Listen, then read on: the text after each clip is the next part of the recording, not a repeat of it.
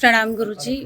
मैं ग्रेटर नोएडा से आई हूँ और आपके विषय में बहुत सुना है, दूसरी बार आई हूँ। मंत्र दीक्षा और कर्ण दीक्षा के बारे में यहाँ पे मैं जो देख रही हूँ उसके विषय में बताइएगा, क्योंकि बहुत भ्रम है लोगों के मन में।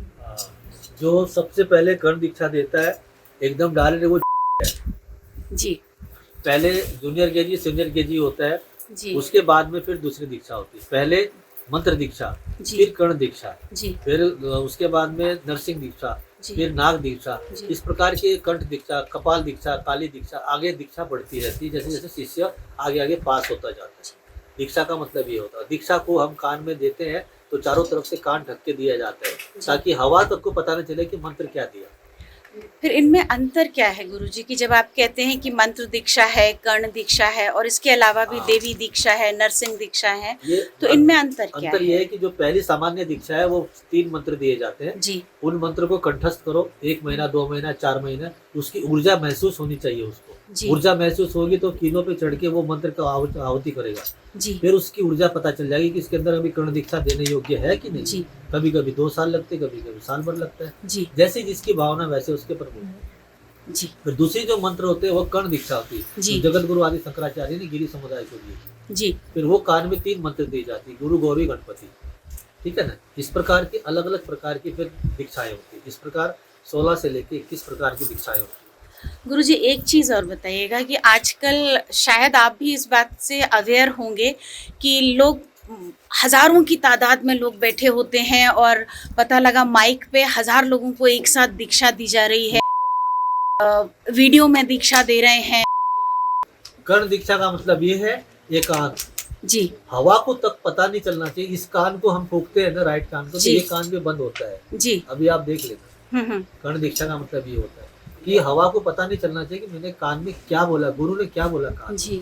और वो श्रवण करता है तो उसकी पूरी की पूरी इंद्रियां जागरूक हो जाती है जी। वो अपने आप को धन्य समझता है कि मैं गिरी समुदाय का आज का लाल पैदा हो गया, एक और क्या बोलते हैं छत्रपति बन गया है जी। हमारे धर्म को, हमारे सनातन को टिकाने के लिए उसको सौभाग्य मिल चुका कि वो पितर का दिया लगा सके, कुल देवी का दिया लगा सके, गुरु के चरण वंदना कर सके, किसी मंदिर में जाके घंटी बजा सके, वो उसको परमिशन मिलती है। पैसे कमाने वाली परमिशन नहीं मिलती है। गुरुजी यहाँ पे मैं देख रही हूँ कि आप महिलाओं को, बच्चियों को और जो भी जिनको आपने चुना है मंत्र दीक्षा या कर्ण दीक्षा के लिए, तो महिलाओं के साथ में एक प्राकृतिक चीज़ जुड़ी रहती है, उनकी माहवारी रहती है। तो क्या आपने अगर दिया कि ये मंत्र आपको जाप करना है और अगर महिला के वो दिन आ जाते हैं 4 दिन 5 दिन या 7 दिन जो भी है उसके, उस समय क्या वो पूरा मंत्र माना जाएगा या फिर से वो साइकिल चालू होगा मंत्र का? अधूरा ज्ञान है। एक तरफ हम कामाख्या को मानते हैं जी, उसे क्यों मानते हैं? उसको भी तो होता है ना। बिल्कुल। तो फिर क्या अंबुबाची मेला लगता है, होता है ना। तो फिर जब माँ को होता है तो तुम तो माँ गृहिणी हो, तुम भी तो माँ हो जी। तो जो ये चीज को घृणा करते हैं या जो समझते हैं ये गलत चीज है, वही गलत है, सोच ही गलत है उनकी जी। अगर एक मनुष्य बोलता है कि कोई भी ब्राह्मण है या कोई भी क्षत्रिय, कोई भी मनुष्य बोलता है नारी नरक का द्वार है, कहाँ से आया जी?